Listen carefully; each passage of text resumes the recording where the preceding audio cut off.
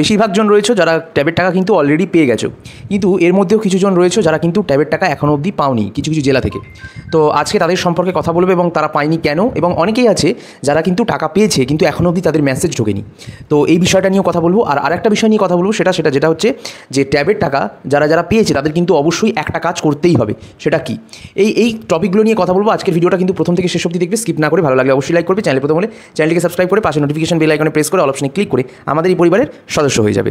তো বন্ধুরা, তোমাদেরকে আমি একটাই কথা বলতে চাই যে যারা যারা টাকা পেয়েছো তাদের সত্যিকারের বলছি যে অনেক দিন বাদে এবং পুজোর আগে পেয়েছো, খুব খুশির খবর, এবং অবশ্যই টাকাটাকে সঠিক কাজে ফোন কেনার জন্য ব্যবহার করো। এবারে অনেকের কি ফোন আছে, স্মার্টফোন অলরেডি রয়েছে, তাহলে তারা কি করবে? যাদের যাদের স্মার্টফোন বা ট্যাবলেট রয়েছে বা মোবাইল কেনা আছে আগে থেকে, তারা কিন্তু সেই টাকাটা কিন্তু রেখে দিতে পারো। তোমরা নর্মাল যে কোনো একটা বাড়ির সামনের যে কোনো একটা দোকানে যাবে, ইলেকট্রনিক্সের দোকানে বা ফোন যেখানে বিক্রি হয়, সেখানে গিয়ে তোমরা সিম্পলি কিছু করবে না, সেখানে গিয়ে তোমরা মোবাইলের নামে একটা বিল করে নেবে এবং এই বিলটা করে স্যারেদেরকে জমা দিয়ে দেবে। অবশ্যই 100-150 টাকা নেবে, সেই বিলটা নিয়ে স্যারেদেরকে দেখালে, এবং অবশ্যই তোমার যে সেট সেটা কিন্তু আছে স্যারেদের কাছে গিয়ে বলবে, তাহলে কিন্তু তোমাদের কোনো প্রবলেম হবে না এবং তোমরা বিলটা জমা দিয়ে তোমরা অবশ্যই কিন্তু সেই টাকাটা গ্রহণ করতে পারবে। মুখ্যমন্ত্রী তো তোমাদেরকে দিয়ে দিয়েছে, ঠিক আছে, টাকাটা এখন তোমাদের। আর দ্বিতীয়ত যে বিষয়টা তোমাদেরকে বলি, যে অনেকের কিন্তু ব্যাঙ্ক অ্যাকাউন্টে মোবাইল নাম্বার লিঙ্ক নেই, তো তাদের কিন্তু মেসেজ ঢোকেনি, বাকিদের কিন্তু মেসেজ ঢুকে গেছে। এবার এই যে মোবাইলের টাকাটার জন্য মেসেজটা যেটা ঢোকেনি, তা বলে কি টাকা ঢোকেনি? না, টাকা কিন্তু ঢুকে গেছে, কিন্তু মোবাইল নাম্বার কিন্তু তোমাদের রেজিস্টারে নেই। তাই রেজিস্টার মোবাইল নাম্বার না থাকলে ব্যাঙ্কে গিয়ে যোগাযোগ করো, আজ বা কাল ব্যাঙ্কে গিয়ে যোগাযোগ করো। ব্যাঙ্ক কিন্তু ছুটি পড়ে যাবে পুজোর, তো ব্যাঙ্কে ফোন করতে পারো, অবশ্যই কিন্তু তোমাদের টাকা ঢুকে গেছে। আর অনেকের আছে টাকা ঢোকেইনি, তার পিছনে কারণ হচ্ছে তোমরা পাসবই আপডেট করো, কেওয়াইসি ফর্ম ফিল আপ করো, কেওয়াইসি ফর্ম তোমাদের ফিল আপ করা নেই, হয়তো ওই জন্য টাকা ঢোকেনি। আর যাদের ঢুকেছে কিন্তু মেসেজ আসেনি, তারা পাসবইটা আপডেট করো, তাহলে কিন্তু তোমরা বুঝতে পেরে যাবে যে 10,000 টাকা ব্যাঙ্ক অ্যাকাউন্টে কি ঢুকেছে কি না। তো এই হচ্ছে সমস্ত কিছু প্রশ্ন ক্লিয়ার করে দিলাম। আর আরেকটা প্রশ্নের উত্তর অনেকেই আমাকে করছিল যে দাদা আমাদের জেলাতে টাকা ঢোকেনি, মেদিনীপুর জেলা থেকে টাকা ঢোকেনি বা হলদিয়া জেলা থেকে টাকা ঢোকেনি, অনেকেই বলছে। আমি কমেন্টগুলো তোমাদেরকে একবার জাস্ট হালকা করে দেখিয়ে দিই এবং সেখানে উত্তরটা তোমাদেরকে সরাসরি দিয়ে দেবো। এখানে দেখো কমেন্ট করেছে, অনেকেই কমেন্ট করেছে যে লিখেছে যে কারা কারা টাকা পাওনি তারা লাইক করো, এটা লিখেছে সুপ্রিয়। তো এই দেখো এখানে 470 জন মতো লাইক করেছে, তাহলে তারা কিন্তু পায়নি টাকা এখনও। তো অনেকে আছে ভোকেশনাল কোর্স করে, ঠিক আছে, ভোকেশনাল কোর্স করে তারা টাকা পায়নি, এই যে অনেকে পেয়েছে অনেকে পায়নি।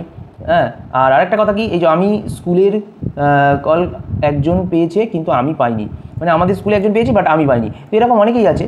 তো সবাইকে বলবো যে প্রত্যেকেই কিন্তু টাকাটা পাবে, মুখ্যমন্ত্রী পাঠিয়ে দিয়েছে, একে একে ঢুকে যাবে, ঠিক আছে। আমি মালদা জেলায় আছি, ট্যাবের টাকা পেয়ে গেছি 4 তারিখে, দেখেছো, অনেকেই পেয়েছে, অনেকে কিন্তু পায়নি। তো এখানে লিখেছে দেখো, আমি টাকা পেয়ে গেছি দাদা, থ্যাঙ্কস, তুমি ট্যাবের টাকার জন্য অনেক ইনফরমেটিভ ভিডিওস বানিয়ে দিয়েছো, সব রিয়েল নিউজ দিয়েছো, থ্যাংক ইউ। দেখো এরকম বেনিফিট পেলে থ্যাংক ইউ তোমাকেও, ঠিক আছে। তো এরকম বেনিফিট পেলে অবশ্যই কিন্তু এরকম রিভিউ পেলে তো আমি অবশ্যই ভিডিও বানাবোই।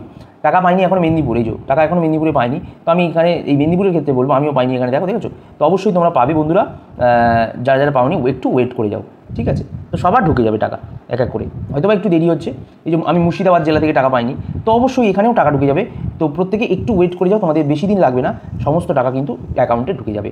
আর তোমাদের আরেকটা জিনিস ছোট্ট করে আমি দেখিয়ে দিই, এই যে প্রেস রিলিজ করেছিল, মানে মুখ্যমন্ত্রী যে কথাটা বলেছিল, সেই কথাটা সরকারি এবং সরকারি এডেড স্কুল মাদ্রাসা ভোকেশনাল কোর্স এবং যারা 11 এবং 12 ক্লাসে পড়েন 11 and 12 প্রায় 16,46,000 ছাত্রছাত্রীকে তরুণের স্বপ্ন প্রকল্পে ট্যাব বা স্মার্টফোন কেনার জন্য 1,650 কোটি টাকা খরচা করা হচ্ছে।